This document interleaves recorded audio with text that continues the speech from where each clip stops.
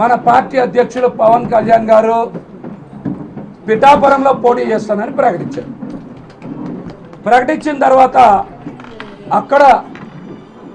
అక్కడ మరి పొత్తులో ఉన్న పార్టీలు నిన్న చాలా బీభత్సం సృష్టించాయి. పవన్ కళ్యాణ్ గారు స్వయంగా మన పార్టీ అధ్యక్షులు పోటీ చేస్తానన్న దగ్గర తెలుగుదేశం పార్టీ నాయకులు బ్యానర్లు జించి కార్యాలయం తగలబెట్టి నానా దుర్భాషలు ఆడితే తెలుగుదేశం పార్టీ నాయకుల్లో బాధ్యత కలిగిన ఒక్క నాయకులు కూడా బయటకు వచ్చి మాట్లాడాలి. పొత్తు ధర్మం ఇలాగైతే ఎలా అని నేను మీతో ఒక మాట పంచుకోవాలనుకున్నాను. ఎందుకంటే పవన్ కళ్యాణ్ గారి మీద ఎవ్వరు మాట్లాడినా మనం స్పందించాం. వైసీపీ నాయకులు మాట్లాడినా స్పందించాం, బయట నాయకులు మాట్లాడినా స్పందించాం. మరి పొత్తు ధర్మంలో పవన్ కళ్యాణ్ గారు పోటీ చేస్తానన్న పిఠాపురం స్థానంలో మరి విపరీతం జరుగుతున్నప్పుడు పవన్ కళ్యాణ్ గారికి పొత్తులో ఉన్న పార్టీలు మద్దతు ఇవ్వాలా వద్దా? మరి ఇంత డ్యామేజ్ జరుగుతున్నప్పుడు పొత్తు ధర్మంలో ఏ విధంగా ఇది న్యాయమో కూడా మనం జన సైనికులుగా మన బాధ్యత తీసుకోవాలి. ఎందుకు ఈ మాట మాట్లాడుతున్నానంటే మనం 2019లో కూడా ఓడిపోయాం. జాగ్రత్తలు తీసుకోవాల్సిన బాధ్యత జన సైనికులుగా మన మీద ఉంది. 2019లో కూడా ఓడిపోయాం కదా, మనం పార్టీ అధ్యక్షుడిని గెలిపించుకోలేకపోయామని చెప్తారు కదా. మళ్ళీ నిన్న పిఠాపురంలో అలా జరిగితే మనం మన పార్టీ అధ్యక్షుల వారిని కాపాడుకోవడంలో జన సైనికులుగా మనం కీలక పాత్ర పోషించాలా వద్దా? మీరు గట్టిగా చెప్పాలి. పోషించాలా వద్దా?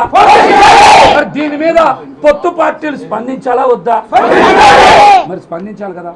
నష్ట నివారణ చేయాలి కదా. మన పార్టీ అధ్యక్షుడు పోటీ చేసే దగ్గరే మన పార్టీ మాటలు మాట్లాడతలా, అలాగే పొత్తులో ఉన్న పార్టీలు ఎందుకు ఈ మౌనం? ఎందుకు పిఠాపురం లాంటి చోట మనం పోటీ చేస్తామని చెప్తే, స్వయంగా మన పార్టీ అధ్యక్షులు పోటీ చేస్తామని చెప్తే, మరి అక్కడ డ్యామేజ్ కంట్రోల్ చేయాల్సినటువంటి బాధ్యత అందరి మీద ఉంది.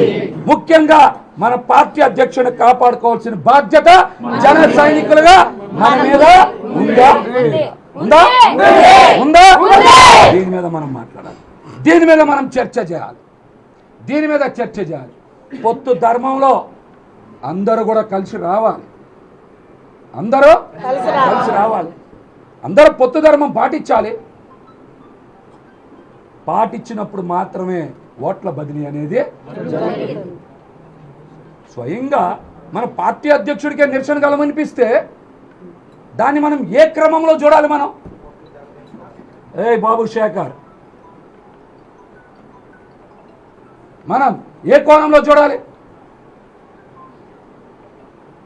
మనం మన పార్టీ అధ్యక్షుడిని కాపాడుకోవడానికే మన కవచంలా పని చేయాలి లేదా అనేది మనం డిస్కస్ చేయాలి దీని మీద మనం. అందుకనే మిమ్మల్ని రమ్మను. మనం రాష్ట్రం బాగుండాలని చెప్తున్నామా? ఎవరు బాగుండాలని చెప్తున్నాం? ఇవన్నీ బాగుండాలి, ఖచ్చితంగా బాగుండాలి. మన అధ్యక్షుడే బాగోకపోతే ఎవరు బాగుంటారు? మన అధ్యక్షుడే బాగోకపోతే ఎవరు బాగుంటారు అనేది కూడా మనం మాట్లాడాలి. మన పార్టీలో ఒక్క నాయకుడు కూడా మాట్లాడరేంటి? స్వయంగా మన పార్టీ నాయకులే మాట్లాడరేంటి? ఇంతవరకు బయటికి రావాలి కదా. మరి రాష్ట్ర నాయకత్వం ఎందుకు స్పందించదు? మన పార్టీలో కూడా ఎందుకు స్పందించదు? ఆల్రెడీ ఒకసారి 2019లో మన అధ్యక్షుడు ఓటమిని చూసాం. ఈసారి జాగ్రత్తలు పడాలి కదా. మనం పడాలా? మరి జాగ్రత్తలు వచ్చినప్పుడు మన నాయకత్వం కూడా బయటకు రావాలి. మన నాయకత్వం కూడా నష్ట నివారణకే చర్యలు చేపట్టాలి. దీని మీదనే డిస్కస్ చేయాలనుకున్నా. మనం పశ్చిమ నియోజకవర్గ సీటు మనకి కేటాయించమని అడుగుతున్నాం. ఎందుకు అడుగుతున్నాం? మనం 8 ఏళ్ళు 9 ఏళ్ళ నుంచి ఈ పార్టీలో పనిచేసాం. ఇక్కడే నిలబడ్డాం, ఇక్కడే పోటీ చేశాం. స్థానిక సంస్థల ఎన్నికలు చేశాం. అసెంబ్లీ ఓడిపోయాం. 5 ఏళ్ల నుంచి విజయవాడ నగరంలో చాలామంది నాయకులు మనతో కలిసి ప్రయాణం చేశారు. విజయవాడ నగరం మొత్తం మనతో కలిసి ప్రయాణం చేశారు. అనేక ధర్నాలు చేశాం, అనేక దీక్షలు చేశాం, అనేక సందర్భాల్లో కేసులు పెట్టించుకున్నాం. 3 సింహాల ఘటన జరిగినప్పుడు పశ్చిమ నియోజకవర్గం అది ఎంటైర్ విజయవాడ మొత్తం వచ్చింది. ఇక్కడ 42 మంది పైగా ఆ రోజు కేసులు పెట్టించుకున్నాం. 44 మంది ఒకే కేసులో 44 మంది ఉన్నాం. 44 మంది ఉన్నాం. అట్లాగనే హిందూ హై స్కూల్ కూడా ఆ రోజు ఎయిడెడ్ తీసేయకూడదని ఫైట్ చేశాం. 16 మంది యువకుల మీద కేసు పెట్టించుకున్నాం.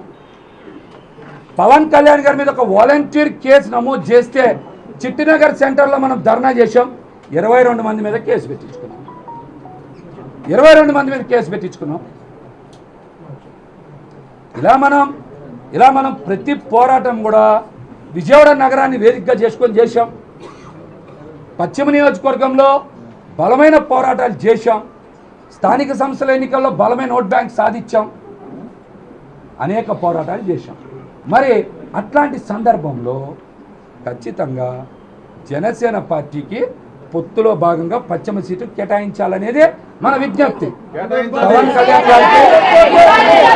పవన్ కళ్యాణ్ గారికి కూడా మనం విజ్ఞప్తి చేస్తూ ఉన్నాం. మన ప్రెసిడెంట్ గారి మీద, మన పవన్ కళ్యాణ్ గారి మీద మనకి సంపూర్ణ నమ్మకం, విశ్వాసం ఉన్నాయి.